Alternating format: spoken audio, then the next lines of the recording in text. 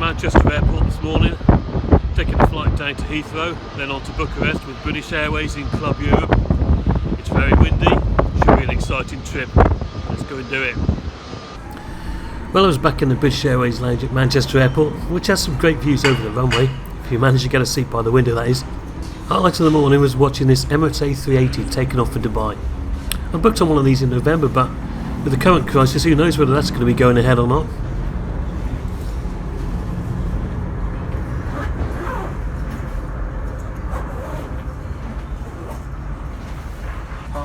And your hand baggage is safely put away. Smaller bags packed with The first leg down to Heathrow was on this A321neo, which I'm reliably informed stands for New Engine Option. After a hunt around, I managed to find the USB ports, which were handily located right underneath the seat.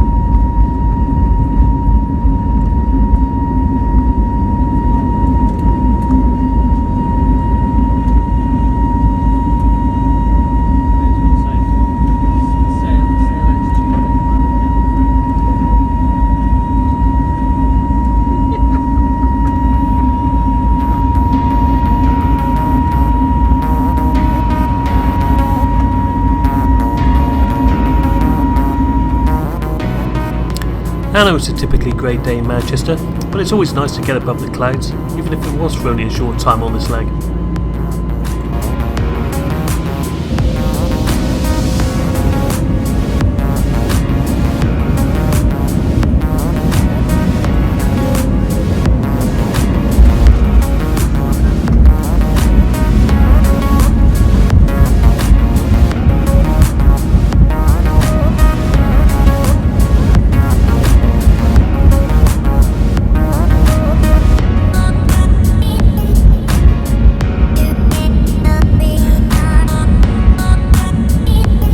Tried out the larger BA Galleries South Lounge in Terminal 5A for the first time, if only to see the infamous horse with a lamp on its head.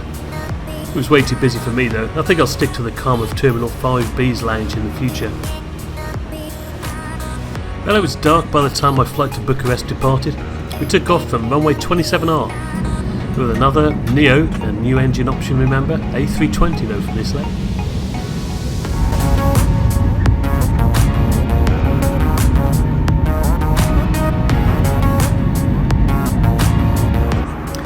Actually, the food on this flight was the best I'd had in Club Europe to date. A lovely pork dish with potato and red cabbage. What is it with BA and red cabbage? I seem to have this on every flight in some guise or another. Have you noticed an abundance of red cabbage on BA flights? Let me know if you have in the comments below.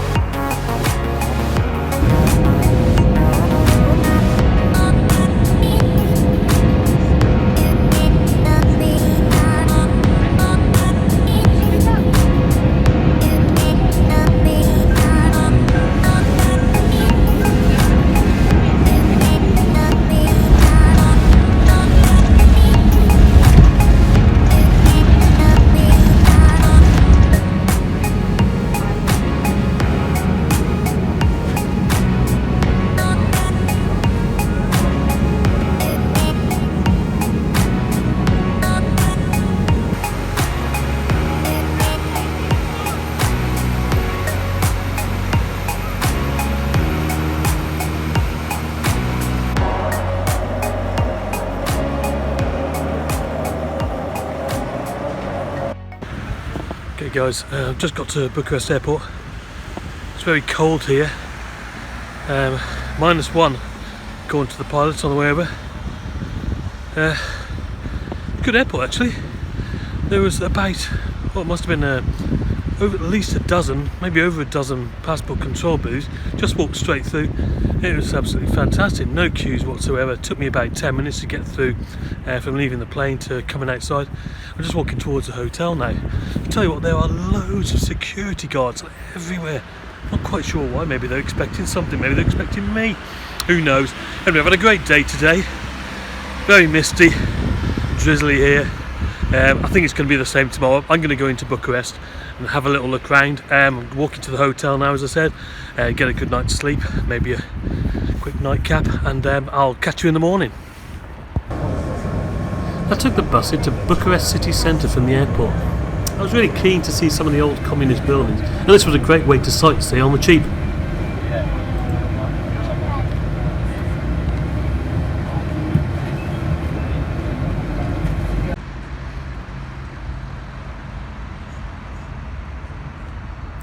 As I was wandering around Park Unirai, I came across this clock, which reminded me of Big Ben in London.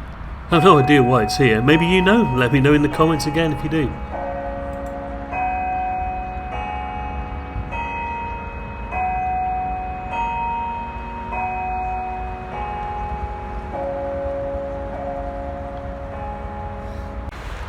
I'm just walking down the avenue that leads to the former presidential palaces, which I think are now used as a casino and a high-class hotel and all that kind of stuff. In Bucharest, caught the bus in from the airport this morning. Took about an hour with the traffic. It's cost about £1.20 return, something like that, which is fine. Chaotic place, really, in a way, but in a friendly way as well. So I'm quite liking it so far. There's lots of traffic about, not so many people, but I'm looking forward to seeing this. This is one of the largest buildings of the old communist era, so hopefully take a few videos of the various sites, and we'll catch you a little bit later. Well, yes, the Palace of the Parliament in Bucharest was ordered to be constructed by the then communist dictator Nicolae Ceausescu, and it is the third largest administrative building in the world. Taking 13 years to build, it has 1,100 rooms and is simply vast. To give you an idea of this, when I looked on Wikipedia, it told me that it actually sinks 6 millimeters into the ground every year, simply because of the sheer weight of the building. There are some organised tours available, but I normally prefer to do my own thing. After talking to one of the many guards on duty, I managed to get into the Museum of Contemporary Art around the back, which, apart from being a very good museum anyway, just gives you an appreciation of the scale of the building from the inside. Well, I took a lift up to the 4th floor, which, although it was closed during my visit, did enable me to wander out onto one of the expansive terraces to get some shots of the outside. It was a simply amazing place, and one you must explore if you ever get the chance while you're there.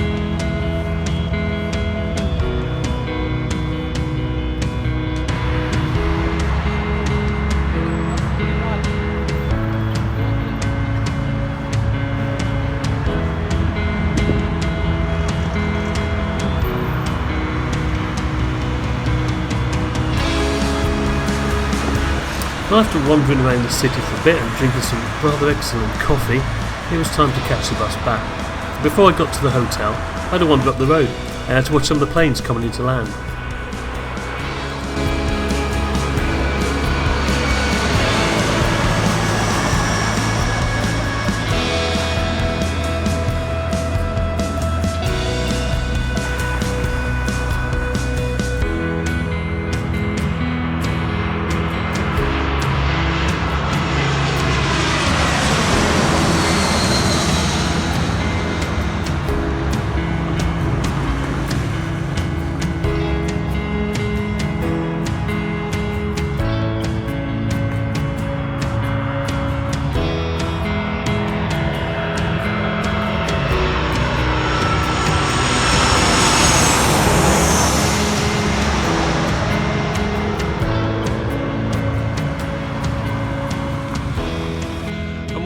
the airport this morning from the hotel. It's only 5 minutes away, Hilton Garden Inn, would definitely recommend it. It's really useful actually staying so close to the airport when you've got an early morning flight like I have. 7:55 departs for Heathrow this morning with British Airways. It's on time as far as I'm aware. Had a great time in Bucharest. Looking forward to the flight back. I've got about 3 hours to spare in Heathrow, so I'm going to go to the lounge and just chill out for a bit. Yes, should be back around mid-afternoon, I think, because I've got to fly up to Manchester as well. So I'll speak to you again later on in the trip. See you for now.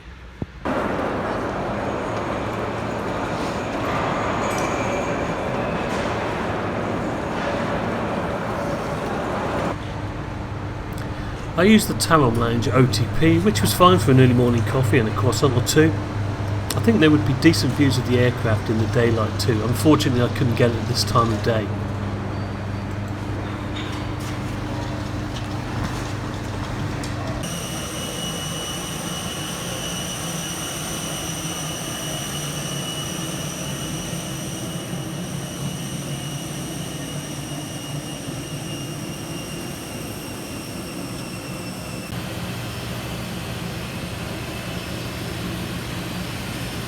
We were bussed out to our aircraft, another A320neo, which amongst many others was situated on a remote stand. After being de-iced, we took off via runway 08R and headed for the clouds.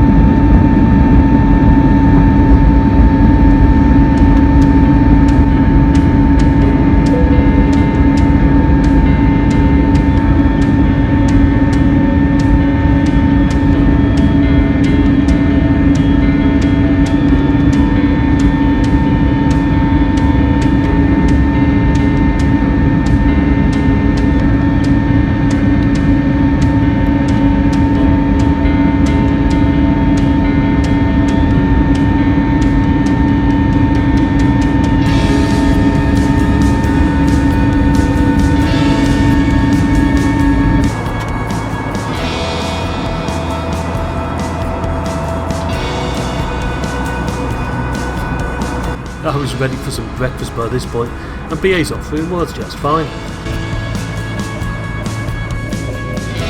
Cabin crew, get your seat for landing. We approached London in better weather than we'd had back in Romania when we left. Now we landed on runway 27L, though I think I was probably sitting on the wrong side of the aircraft in terms of views. What's your favourite approach into Heathrow? Let me know in the comments below.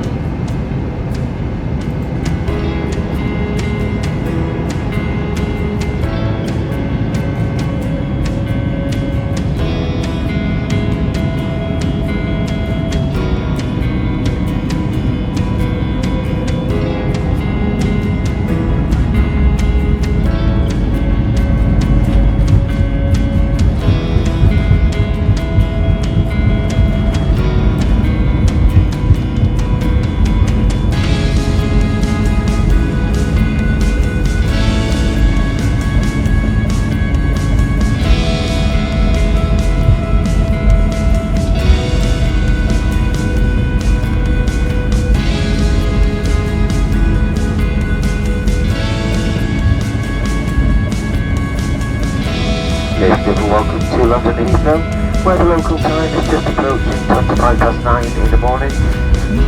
That's 10 minutes ahead of schedule. Please remain seated with your seatbelt fastened until the fasten seatbelt signs have been switched off. When it is safe to leave your seats, please take care when opening the overhead lockers as items may be moved and could fall out and cause injury. Before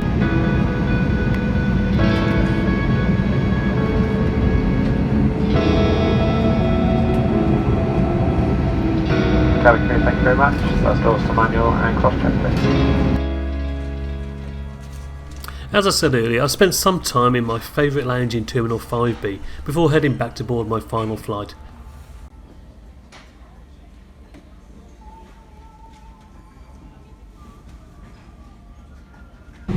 No new engine option this time, just a good old fashioned A319.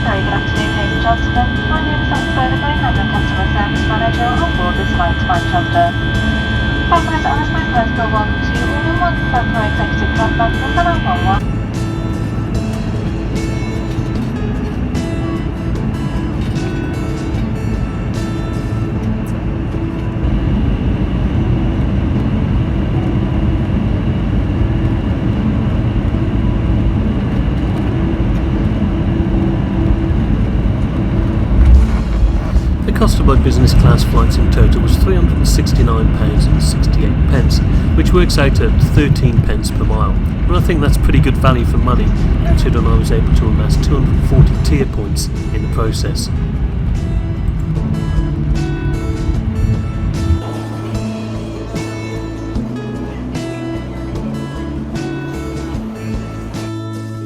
Okay guys, just got off the plane from Heathrow to Manchester train station. Blue skies, believe it or not. It doesn't happen very often when I land or take off from Manchester, so that's made for a good approach and landing video. I hope you enjoyed this one. It's been a good trip, and it's not just about flying there and flying back, it's about seeing the city as well. Bucharest was a really nice place, and I definitely recommend it. Worth spending a day or two there. I'm off to Amsterdam in about 3 weeks time, so I hope to see you again in another video. Don't forget to subscribe up there if you've enjoyed this one, and I look forward to seeing your comments down below. Thank you for watching, and again, take care, and I'll see you next time. Cheers.